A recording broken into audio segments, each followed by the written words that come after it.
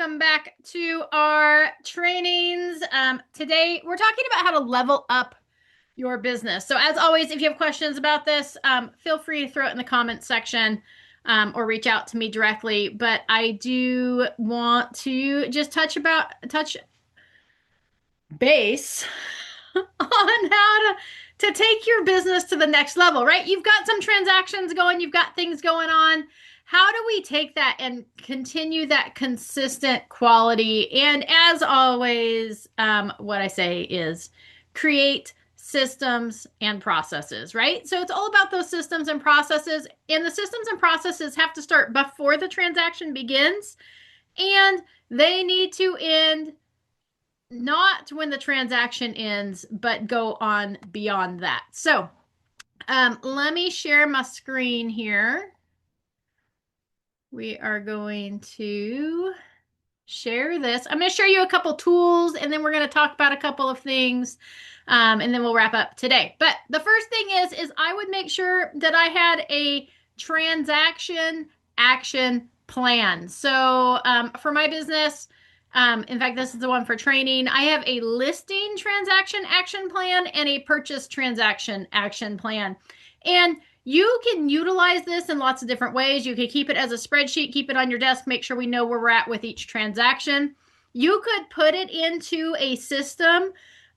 You can create task lists for your customers and clients, depending on what your CRM is or your contact relationship manager, what your database is. Some of those allow you to create task list templates.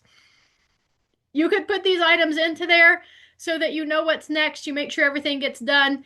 When I was in full production, we used a system called UpClick, I think, something like that. And my TC had these and would throw them in and attach them to each transaction as we were going. So we know what needed to be done. Notice here on my transaction action plan that I have the item, I have when it would be due, I have who owns that role.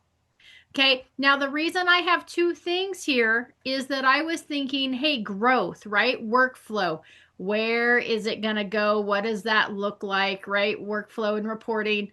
Who's going to own that item? And then if there was notes that we needed to clarify what that item is, that was on here, right? So I had everything from listing appointment, pre-listing. If you scroll down, I've got active listing, receiving offers once it's in contract. Okay, and then down here it says closed, and then what happens after it closes, right? And then you'll notice here that right now I've got on my workflow reporting, I've got agent, I've got TC, which is transaction coordinator, and I've got admin one. Right? Initially, you're probably a solo agent, and that's okay. You should be a solo agent until you're closing probably 24 transactions a year, somewhere between 12 and 24. But you want to be consistently closing 1 to 2 transactions a month in order to bring on your admin. Of course, you're always going to have your transaction coordinator that's going to handle your transactions. There's a point, though, that it becomes from like paying a transaction coordinator, like the office transaction coordinator, to transitioning with your own transaction coordinator, because you're doing the amount of transactions that would make it worthwhile, right? Like if we're paying $350 for a transaction coordinator, let's say, 2 transactions a month, we're still at like $700 a month. But when we start getting to like 3-4 transactions a month, then it may make sense to hire our own in-house TC versus paying somebody transactionally at the end of each transaction. So just some things to think about down the road. And you may want to plan for that. Like, here's me now. Here's where I want to be. What are we going to hand off, right? So that's kind of how that's set up. And then I've got all my things in there so that I know, right? Like here, I'm going to make sure that the contact is imported into the database. Okay, we've got to pull comps, run CMA, drop off the pre-listing packet with a pop by, get signed listing agreements, Start listing emails, update database, send listing paperwork over to admin TC, right? Everything that we do is on this list so that we make sure nothing is missed. That way, we make sure our level of service is consistent across the board for every transaction, every client, that we're offering that same level of service. I'm going to send out those postcards, right? As we come into your post closing, right? Once it's closed, that doesn't mean it stops. We continue on, right? We still have to update our transaction to sold. We need to complete the file in SkySlope. You need to input the closed sale into Zillow, right? Make sure you claim that on Zillow. You need to make sure to remove the lockbox. Move to closed in your CRM, right? Your contact relationship manager. We're going to talk more about your contact relationship manager. I think it's next week. It could be the week after. You're going to make sure that you set up your sold touch campaign, right? How are we interacting with that client now that it's sold? What does that look like for the next 12 months? Okay, send that thank you card to the selling agent, send thank you card to buyers, right? You may have represented the sellers, but that doesn't mean you can't send that thank you card to the buyers. Get just sold postcards sent out, deliver the closing gift, archive your HomeLight listing management file. If you're utilizing that, I highly recommend that you do. Move zip forms to close, update the address for your clients in the CRM, and input buyers into your CRM. You have their contact information, put it in there. All right. Why do I say that? You're like, Amy, that's kind of mean. Now you're talking about stealing other people's clients. No, number one, their agency ended when the transaction ended. Okay. If you look at any buyer agreement or listing agreement, it terminates at time of the transaction closing. So they are free reign, and oftentimes buyers are orphaned. Okay, we close on a transaction with our buyers, right? Think of all your Zillow clients. How many of those, right, do you work with? We get them to the close table, we get it closed, and then we have intentions to put them on a plan to follow up with them, to touch base with them, to interact with them. But how many times do we actually do that? And how many times did they fall through the crack? And then like 6 months later, you're like, oh my gosh, I haven't talked to them in so long. They were like my best friends as we were showing houses and seeing things and talking to them all the time. And now it's been forever, right? So we want to input those buyers into the CRM and get them on a drip campaign. Okay. So anyways, and then again, remember up here, we talked about making sure we put them on the sold touch campaign. So, right. So we want our buyers and our sellers on that sold touch campaign, right? So make sure you have a checklist. My purchase checklist is very similar to that. It goes through, hey, what are we, when we're going to sit down for a buyer appointment, what are we doing?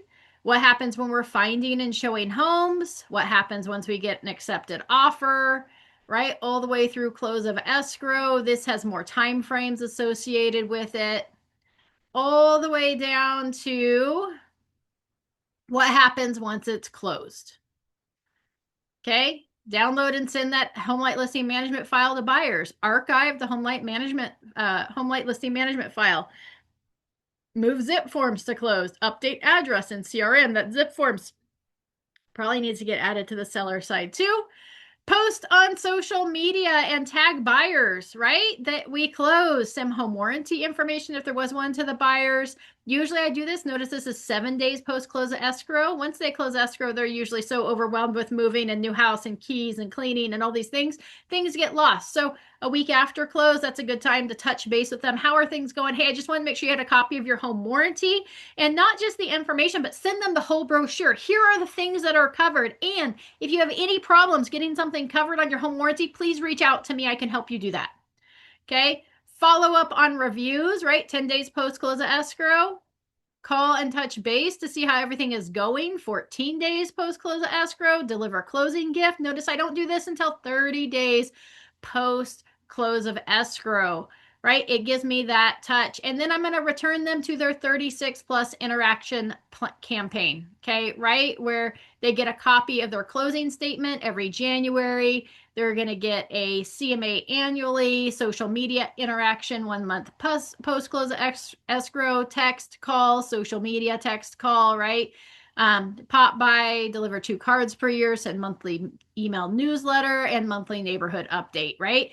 So at least 36 interactions. Once they hit close of escrow and we're 30 days out, they get moved over to that. So the number one way to level up your service system and process associated with your transaction and with your closing. Now, if you noticed on my listing, I talked about start listing emails. And you're like, Amy, what are those? Here's my listing email template. Okay, this is what I had designed. This one probably needs to be tweaked because this is in my training file. But this is what goes out. Once we have a signed listing agreement, every few days, depending on when the property is going to come on the market, they get an email from me.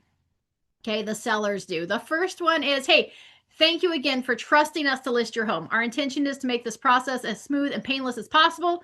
In order to help us market your home correctly and serve you in the best way possible, please complete the following survey. It's got a hyperlink there. And you're like, Amy, where does it take them? Hey, Shauna, it takes them to a Google Forms document, okay, that asks them questions about their home. Number one, it asks them, how do you like to be contacted? Do you have children? Hello. Hello. What are their names? Do you have pets? What kind of pets do you have? And then it walks them through things like, do you have solar, right? Or what's your average utility bill? Or who do you pay your trash to? Or is there a homeowners association?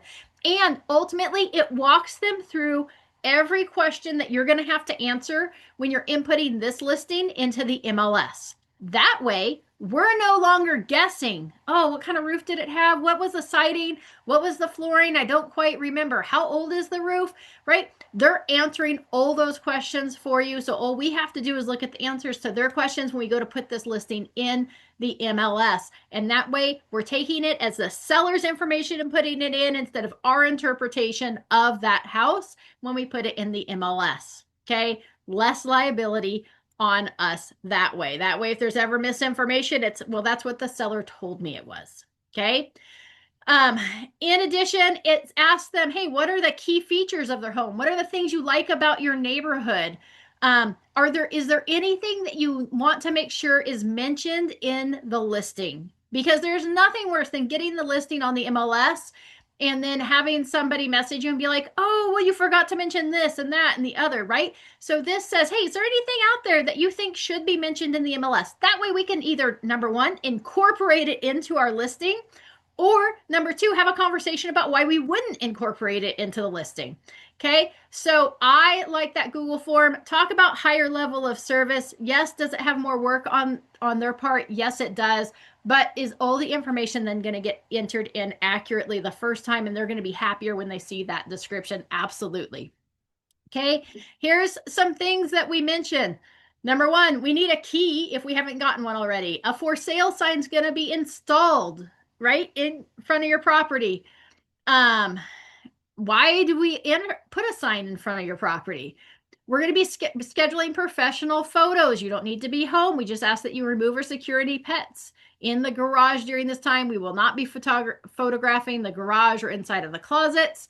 We will be scheduling any pre-listing inspections that we have discussed. This may include a pest, home, or roof. My transaction coordinator will be handling all the paperwork, right? I'm introducing who they might be talking to during this transaction in this email. Continue to look for emails from me to get your home ready to shine and make the transaction seamless. So first step is photos. Here's some things that you need to do to get your home ready for photos, right? So I've got all those things. Email 2 talks about, hey, what stays with the property and what goes, right? Does it stay or does it go? Are there any items that you do not wish to convey with the property, or they're items you would like to leave?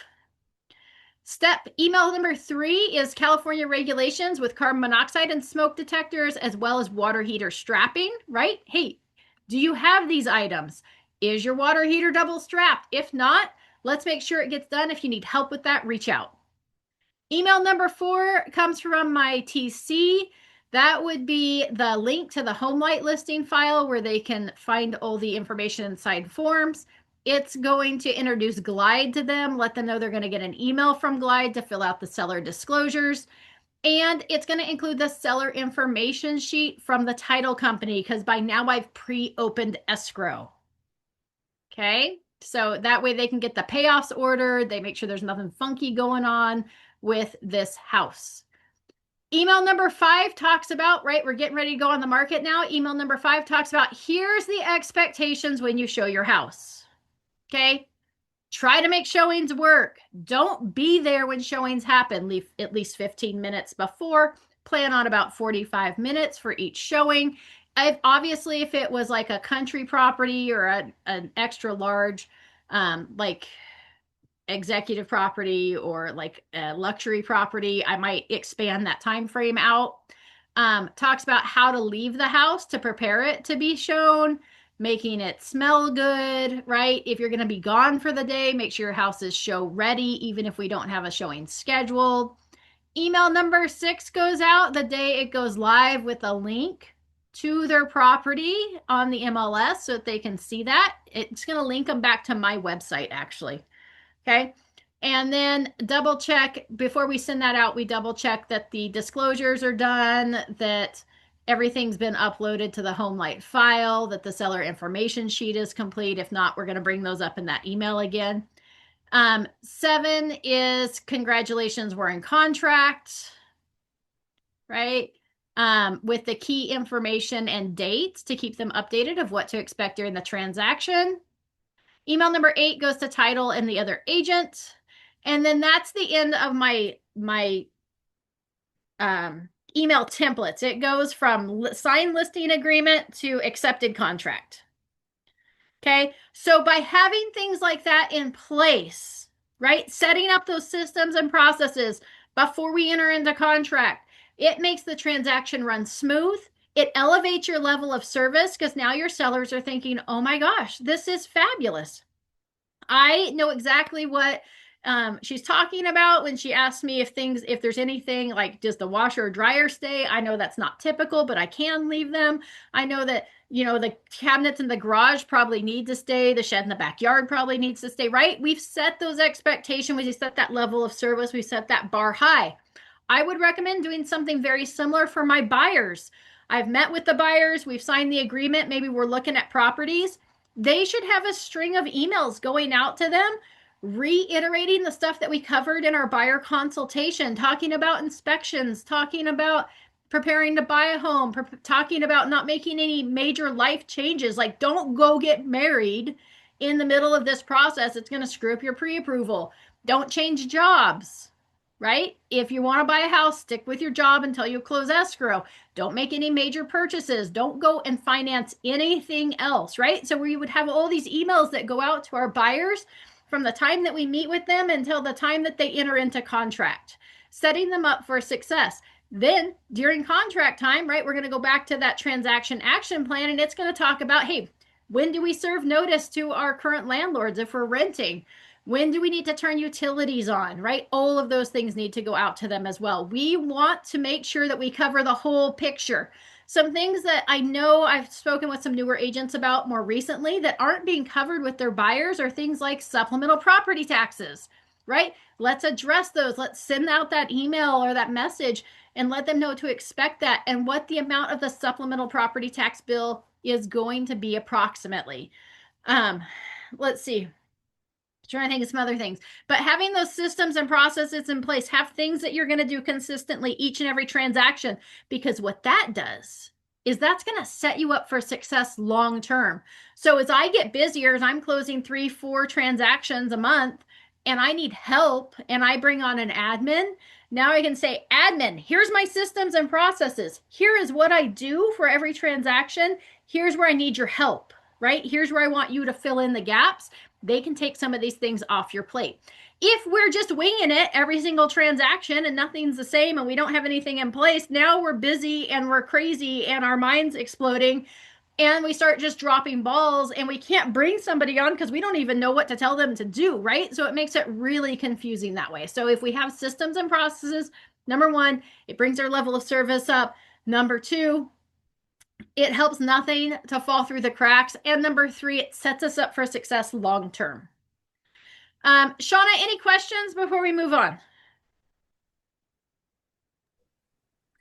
Since I came in late, would you be sending us an email of what you just went over as far as like the screenshots? Yes, the screenshots won't go out in an email, but the video will get posted usually early next week. Um, and so you can rewatch what you missed because it is being recorded. I will throw the email template and the transaction action plan in the chat box, the link for those, so that you can grab them. Oh, There is the one for the emails, and here is the transaction action plan. What you'll need to do is when you open them, just save a copy of it, and then that will save it to your Google Drive so that you can edit it or mess with it or do whatever. okay, So let's perfect. copy those links. All right. Any other questions before we move on?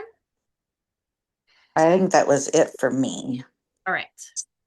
Fabulous. All right. So remember systems and processes. That's where you're going to win the day. In fact, I was just talking about this with my sister because I was on the phone with her and she's like, "So how do you?" And I was like, "It's all about systems and processes." And she's like, "Oh, that's for everything." I go, "Yeah, but you'd be amazed at how many agents don't have systems and processes and they just wing everything. And then it's hard to increase your level of service because you don't know what you're doing." So, let's talk about a few more ways that you can level up your service besides just implementing those systems and processes. You'll know if you attend any of my trainings.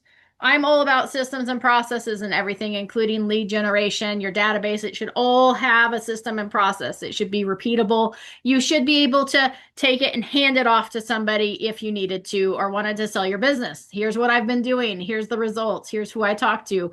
Here's where all my transactions are coming from. So, in addition to that, let's talk about our VIP people. Okay.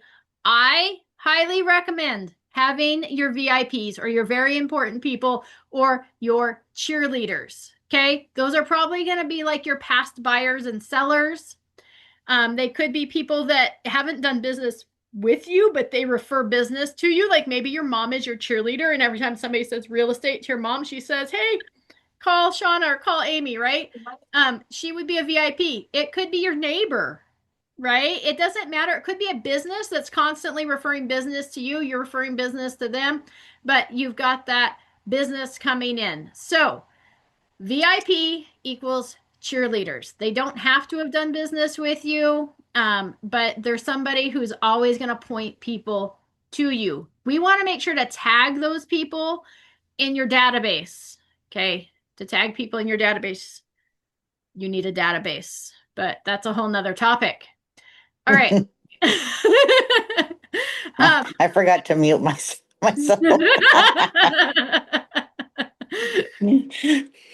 um, your VIP, you're going to spend the most time and energy with them, right? So we always talk about, hey, like we have our captured and our connected, our captured people, those are our zoo animals. We're going to interact with them at least 19 times a year, right? A mix of phone calls, text messages, emails, things mailed to them. We're going to spend some time there, but not quite as much. Okay. With our people that are connected, right? They would recognize our phone number, whether they answer it or not. Maybe they block us because we call them so much. That's okay. They still are connected. They know who we are. They respond to text messages, our current clients, people we're working with, right? Whoever that might be. We met somebody in an open house 2 years ago. They started as captured, then they started responding. And even though they haven't purchased yet, they're not quite there yet, they still will respond to us or show up to things or say, "Hey, thanks for the newsletter." They open it, right? Those are our connected people. Those people we should be connecting with at least 30 times a year. Okay. So at least 19, 20-ish times per year for those that are captured that aren't necessarily responding to us. We're trying to get them to respond, right? And then at least 30 times with those in our database that know us, that we're connected to, that would maybe have our number saved in their phone. They respond to things occasionally, at least occasionally. Those we want to be interacting with at least 30 times a year. Now, part of those 30 transactions is like some things get mailed out. Okay. And the option there is like, hey, either 4 times a year they get something mailed or you drop something off on their doorstep. If they're in your VIP group, they should be getting something dropped off on their doorstep, right? This is where we're going to spend more time, energy, and effort with them. We're going to spend time actually trying to personally connect with them because they are our cheerleaders. Okay. So just something to think about there. Drop something off. They may be those people that once a quarter, right? If they're in your VIP group, you actually have a meal with them or coffee or something. You're going to sit down with those people and get face to face. You're going to thank them. There's no like real objective for that meeting except just to build relationship. Okay. So we're going to level up. I recommend that in our VIP group, we probably have no more than like 25 people. Okay. Now, you could create an actual VIP group. There are agents out there that run their business with a VIP group that maybe like once a month they get something like a appreciation box mailed to them, right? Of, hey, thanks for being here. It's something that like maybe has stuff. You can even get stuff. It doesn't have to be super expensive. You could be in contact with local businesses that are also trying to grow their business about donating. Hey, can you donate 25 things, like small things from your business? We'll post that those are where they're from. We'll make sure they know they came from you. And then each month they get like a special item in the mail from another business, linking back to you as well, but also spreading the word on another business. So it's not like it's got to cost you a whole bunch of money. That maybe they get like a fun little box they get to open.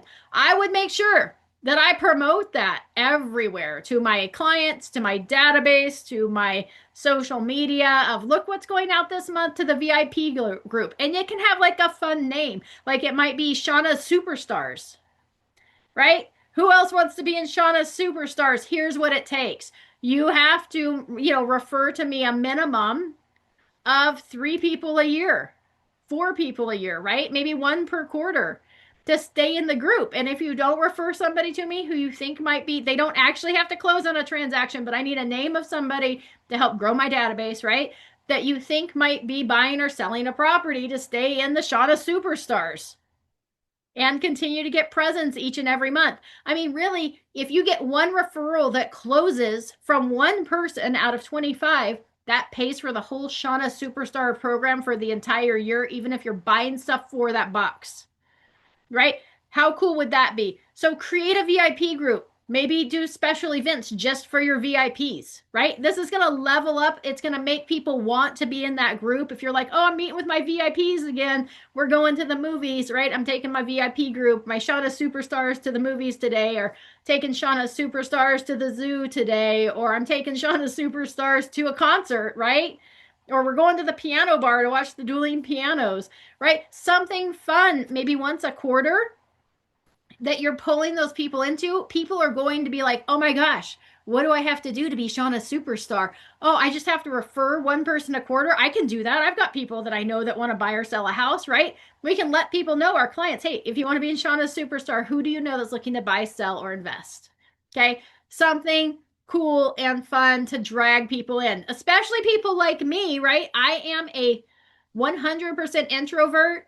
Um, I don't want to go out and mingle with people on the weekends. I have a hard time building my database with like just showing up at a grocery store because when I go to the grocery store, I get my groceries and I walk out of the grocery store with my groceries. If the checker's lucky, I talk to them. Okay. I don't talk to anybody else in the grocery store. That's not my thing. It's not my cup of tea. I am not somebody who's going to talk to strangers. Stranger danger. Okay. So if I could talk to the people that I already know and trust, that I've done business with, if I can get them on board with giving me people to talk to, oh my gosh, how magic is that? If I had 25 people in my VIP group and everyone was referring 4 people a year, one per quarter, that they thought was going to buy or sell a house, that's 100 new people that I'm adding to my database every year just inside my VIP group. Okay. I think that's a win. What if I closed 20% of that? right? That gives me 20 transactions just from the VIP group. That doesn't even talk about all the 200 other people that are in my database that I'm still interacting with on a regular basis, right? And I've got more than that in my database. So think about things like that where you can think outside the box, right? Shauna, that's a huge win. But yet agents aren't doing this. Okay. In the beginning, Sean, I think you missed it. I said, hey, when you have a listing, send a thank you card to the buyer, right? Of your listing that just purchased. I mean, you have their address, you have their names, send them a thank you card. Go by their house and drop off a thank you gift. Hey, here's a welcome to your new home purchase, right? And I know I didn't represent you as your agent, but I just wanted to say welcome. I hope everything's going well. Do you have any questions? Is there something you haven't figured out how to work? I can reach out to the sellers and get instructions for that, right? We can have those conversations with the buyers. We can integrate them into our database. We can suck them in for their next transaction. Their agency, it ended. It ended when the transaction closed. We're not infringing on somebody else's client because they're no longer a client. Okay. They no longer are in an agent relationship because it ended with that transaction closing. So go scoop them up. Say, hey, do you want me to keep you updated of the value of the neighborhood? What's your email? Right? If they're like, oh, yeah, I had some questions, be like, perfect. What's your phone number so I can get back in touch with you or have the seller reach out to you to answer your questions on how to work the swimming pool or how to, once they disconnect their service from the Nest thermostat, because how many sellers forget to do that, right? That might even be something that you need to integrate into your email plan for your sellers is here we're getting close to closing. Here are some things that you need to make sure that you're doing. Make sure you disconnect from all your smart features of your home, that you if they have passwords or codes, that you leave instructions of how the buyer would connect to those things. How do they start monitoring the solar? How do they log into the Nest thermostat, right? All those things. What about the Ring doorbell? How do they connect to that? Like, let's leave them instructions of how to do that and let's prompt our sellers to create those things, right? But then let's check in with those buyers. Let's suck them in and pull them into our VIP group. Okay, so just some fun things there. Let's see here. I was trying to think if there's anything else I wanted to touch on here as far as VIP group. I think that's about it. All right, so let's now talk about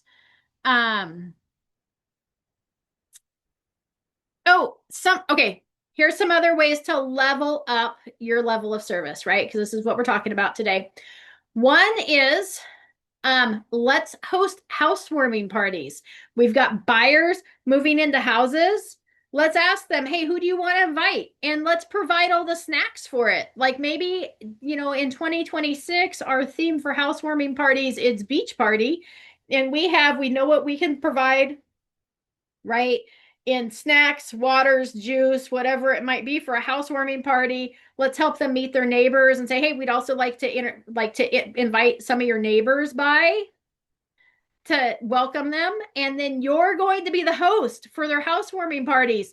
Now, your buyers have invited 20 of their closest friends, plus you've invited 20 of the closest neighbors to a housewarming party. You had to get their contact information of their friends to invite them. You connected with all the neighbors to invite them to the housewarming party. You just added 50 people or 40 people to your database by hosting a housewarming party for a client that had a closing.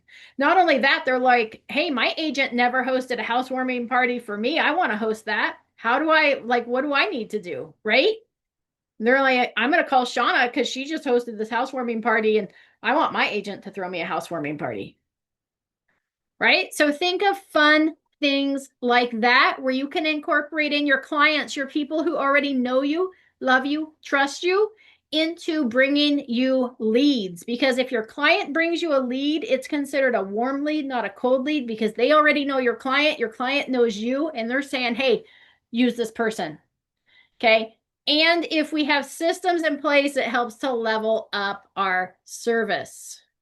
Okay. Maybe I was thinking about this the other day because when we moved out of state, okay, what we did was I called a trash hauling company and I said, "Hey, trash hauling company, we are moving. Our close of escrow date, we are pulling out on this date. I need you at the property the next morning to haul the trash away. And then send me the bill and I will get you paid." Right? And then all I had to do is, as we were preparing to move, which was a disaster. Let me tell you, I've moved in state hundreds of times. Okay, maybe not hundreds. I counted it up one time though. I think I've moved like 17 or 18 times. So it basically averages to every 2 years of my life, except that I didn't move between the time that I was born and 18. Okay, I started moving when I was 18 and have moved that many times. So, um, anyways, oh, my things, um, in town, not that big deal, but still, even when we move in town, what do our clients do? Our sellers do? They load up the trash can full of trash, and then they have like a pile of trash sitting there, and they're trying to like haul this trash away.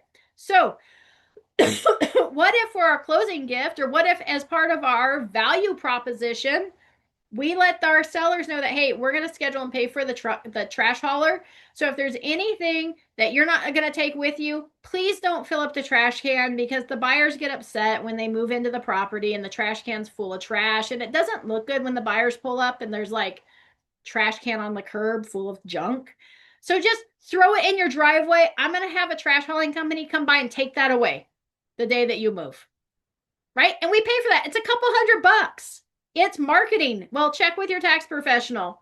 My tax professional said I could write it off as marketing because, right? It's a value proposition to help bring in more people, right? So have your trash hauled away. If you have buyers, how happy would your buyers be? Like, right, the number one thing that happens when buyers move into properties is they get their keys, they're all excited, they open the door and they go, "Oh my goodness, this house is so dirty. Like, I thought the sellers were going to clean the property." No, they just leave it, right? Like swept clean. It doesn't have to be like actually clean, just all the debris removed, right? So what if for all of our buyers, as their closing present or move-in present, we had somebody professionally come clean that property for them? Hey, buyers, you guys are going to get keys on 5 o'clock. You guys are allowed to have keys 5 o'clock on Friday. But what I would like to do is, if you don't mind, can we delay? Can I get you your keys on Saturday morning? Because what I would like to do is have a professional cleaning crew come in and clean that house for you as soon as we close and have keys. Or, hey, seller, I know you're going to be out, right? Hey, listing agent, I know your sellers are going to be out on this day. Do you mind if I have a professional cleaning crew come in and clean the property for your sellers after they move out? So that when my buyers go to get keys, when we close, the house is clean and pretty for my buyers. Would that be okay with you? Right? Most listing agents, if they're smart, they're going to be like, "Oh my gosh, yes, please." Because number one complaint when buyers move in is sellers didn't clean the property. And then I get calls that the property's not clean. And here this agent's going to pay for it. Right? Magic. So think of things like that that's going to level up, elevate your service, and not just something they're going to eat and like move on with, right? Or something that they're going to forget about, but something that's going to leave a lasting impression. Okay, so that's your goal with those type of things. Housewarming parties, right? And don't think of it as, well, gosh, a closing gift, I get $25 per person or $50, whatever it is, right off per person of the family. For a closing gift, I think it's 25. Think of it as, how can I use my marketing dollars? If I took 10% of every closing and reinvested it into that property to generate more leads from those clients, how much more successful would my business be? Right? And maybe at the closing for our closing gift that 30-day after. So maybe for our buyers, right? We do a house cleaning, we do the housewarming party. For our sellers, we do the trash haul. Okay, right? And then 30 days after for our closing gift, maybe they get one of the boxes for our VIP group of, "I just wanted to say thank you so much. I wanted to make you aware of our VIP group. In order to be in our VIP group, you have to refer at least one person to me per quarter, and you get boxes like this full of valuable items from local businesses once a month." Please let me know if you would like to be in the VIP group or Shauna Superstars by calling me with a referral, and I'll get you added into our Shauna Superstar group. Right? Whatever it might be. If somebody leaves you a review, send them a token of appreciation. Send them a $5 gift card for coffee or something, whatever might be amazing for them. Maybe they have pets, so a $5 gift card for the pet store would be appropriate, right? Whatever that might be, something fun and exciting, something personalized, that's going to draw them in and want them to refer more people to you. Our whole goal with level up your business is going to be thinking about, how do I leverage my existing database? How do I leverage my existing clients to bring me more leads? Because those leads, again, are going to be warm leads instead of cold leads. If I go start a farm, those are all going to be cold leads. It's going to take me longer to turn them into clients than it is referrals. So think about how to get referrals. I was just thinking about something else and I totally forgot it.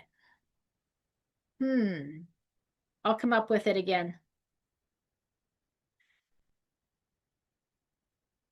All right. Let me think about that.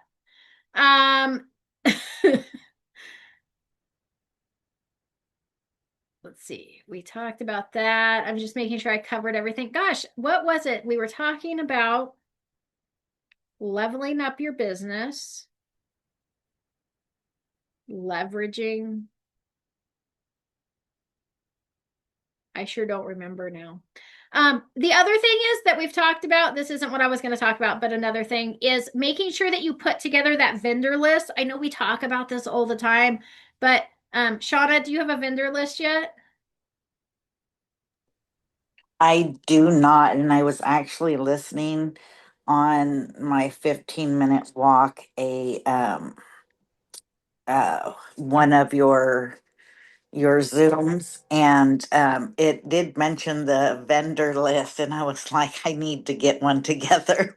That's funny you bring it up. Yeah, see? All right. So this is why, right? I harp on this vendor list. I don't know. I probably talk about it.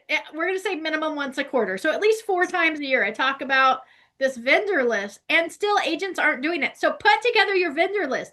Start with the easy ones. Okay. Start with, if I'm buying a house or selling a house, here's who I need to connect with. Try to make it your goal that you've got like 3 of each type of business on there, because we're always supposed to refer 3. It's just like a CYA type thing, that if we only refer 1 and then our client uses that 1, they're going to be like, well, Shauna told me to use this person and then they destroyed my house, versus, hey, I gave you 3 options, you chose that one type thing. So we always want to refer 3. So try to make it your goal that if we're referring a contractor, we've got 3 on there. You can put your favorite on the top. Okay. You can so think about things that people are going to need if they're buying or selling houses. Okay, start there. If you only have 1 or 2 for each category, that's okay. Put them on your vendor list. Okay, I like a digital vendor list.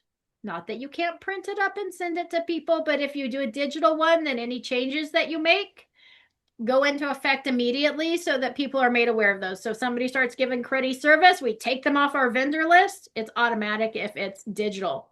You have options with that. One is you can do it like on a Google Sheet, okay, where you give people the link to be able to access that. You share it with a view only. I would make anybody with a link could see that.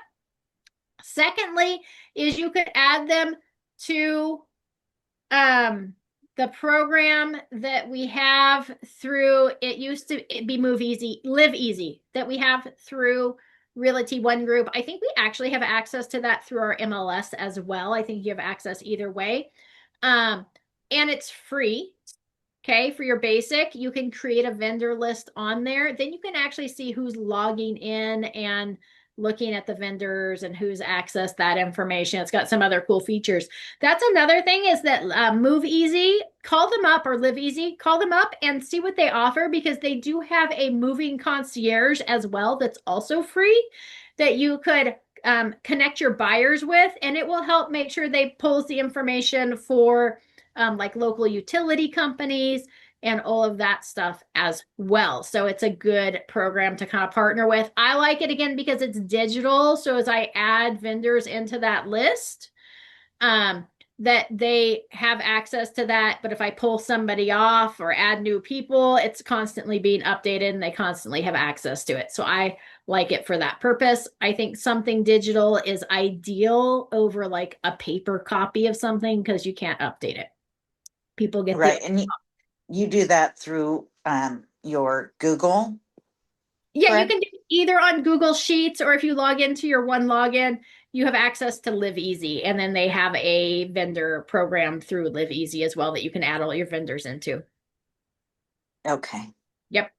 Yep. But Google Sheets works great for that purpose as well.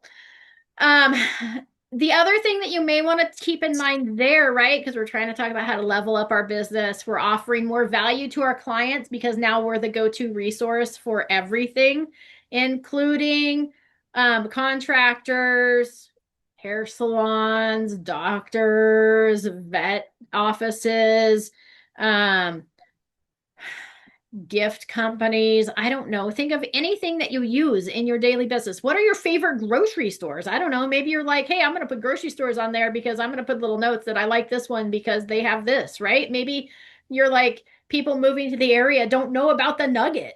And maybe why would they want to go to the Nugget? Maybe they moved into the 8-7 side of town. They never go over to the 8-8 side of town and they would never even know it existed if you didn't tell them, right? I don't know. So just think about that. Maybe you want to put like where the nearest Trader Joe's is in case people are moving to the area and they're like, where's Trader Joe's? Why doesn't Vacaville have a Trader Joe's? Why is this stupid town that I moved to with no Trader Joe's? Right? I'm glad you thought that was funny. Um, my nearest Trader Joe's, just for the record, it's 2.5 hours away. Wow. Maybe 2 hours and 15 minutes away to get to Trader Joe's. It's quite the haul. I don't go to Trader Joe's anymore. It's right there next to Costco. Anyways, but right, so maybe on your list, or maybe you want to keep a separate list of here, like welcome to town or welcome to your new home. And we have some like cool things to pay attention to. Here's where the dog parks are. Here's where the lakes are. Here's where the campgrounds are. Here are some nearby attractions. Here are things to do if you've got a family. We've got a bowling alley. We've got an ice skating rink. We've got gymnastics. We've got, right? Like what's nearby that they might want to go check out if they're moving to the area. And even our clients that are moving within the area, you could still make them aware of where to go. Like, where can we go hike? Right? Because you might give them some new ideas, right? We're just talking about like higher level of service beyond I put you in contract and I closed your listing. How do I interact with you on like around the whole year? Okay, so that's what we're looking to do. So that vendor list, your welcome to the neighborhood list. Um, Gosh, I really think that's it. Any other questions? Um, no, this is some pretty good stuff. I will have to figure out Google Sheets. I am not digitally inclined. I guess if that's how you want to say it. Google Sheets is super easy. Are you familiar with like Excel, like Microsoft Excel? I'm familiar, but it's like a foreign language. All right. I think Um, it's amazing, but it's like a foreign language. all right. Do we need to host like a Google Suite class? That would be awesome at around 12 o'clock. Okay. 12 o'clock or 7 o'clock p.m. That All would be right. awesome. Google Sheets, or Google Suite. Abby, my assistant's listening in. Can you put that on the calendar for our next open training time on the Thursday that we're going to do the Google Suite? So Sean, it'll be in like 2 weeks because I think next week we talk about the CRM that you get through Zip Forms through your car login. There's a new CRM. We've talked about it a little bit, but we're going to show you how to set up like a smart plan to like automatically send stuff out. So we'll talk about that at our next training. And then the one after that, we will cover Google Suite, how to navigate and utilize the Google Suites because it's and, fabulous. and you said on Thursday. Did you mean Tuesday? Didn't mean Tuesday. Okay. Didn't mean Tuesday. I don't know what day it is. This is what happens when you live in the forest. You lose track of time. Hey, Um, that's all right. Tuesday. Tuesday at 12. Yeah. So that'll be the plan. Any other questions? That is it for now, but I can just throw you a text if I have any. Absolutely. Always. All right. Well, All right. I'm sure glad I didn't forget about this one. I'm glad you hooked on. And I think I'm the only one on, right? You are the only one on. I mean, obviously it gets recorded and it'll get posted, but you are the only one on. So that was I Man, I wish I had more questions. appreciate. One on one. All right. Well, I appreciate you. Thank you so much. Yep. Have a fabulous day. Thanks for joining me. All right. Take care. Bye bye. All right. All right. Thanks everyone for joining us today. We are going to wrap up. I hope that you got some ideas of how to level up your business again. If you're watching this on replay, just feel free to comment if you have questions or reach out to me directly, and we will see you in the next video.